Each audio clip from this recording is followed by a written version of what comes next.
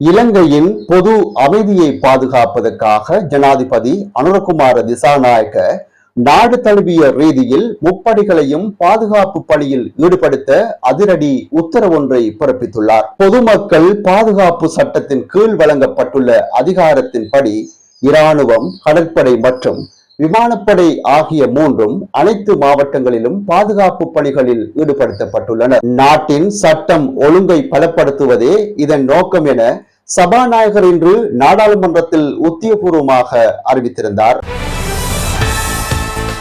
Easter ஞாயிறு தாக்குதல் தொடர்பாக தன்னை கைது செய்யக்கூடாது என முன்னாள் ஜனாதிபதி கோட்டாபய ராஜபக்ச தாக்கல் செய்த மனுவில் புதிய திருப்பம் ஏற்பட்டுள்ளது. அசாத் மௌலானாவை தனக்கு தெரியவே தெரியாது என்று கோட்டாபய ராஜபக்ச நீதிமன்றத்தில் கூறியிருந்த நிலையில் அவரும் மௌலானாவும் ஒன்றாக இருக்கும் புகைப்படங்கள் நேற்று மேல்முறையீட்டு நீதிமன்றத்தில் சமர்ப்பிக்கப்பட்டுள்ளது. 2019 மிரிஹானாவில் உள்ள கோட்டாபய ராஜபக்சவின் இல்லத்தில் இந்த சந்திப்பு இடம்பெற்றிருப்பதாக பிரதி சொலிசிட்டர் ஜெனரல் இதனை சுட்டிக்காட்டியுள்ளார். பொது வாழ்க்கையில் இருப்பவர் பலருடன் புகைப்படம் எடுப்பார், அது குற்றமாகாது என கோட்டாபய தரப்பு வாதிட்டாலும் இந்த வழக்கு எதிர்வரும் ஜூலை மாதம் 9ஆம் தேதிக்கு நீதிமன்றம் ஒத்திவைத்துள்ளது.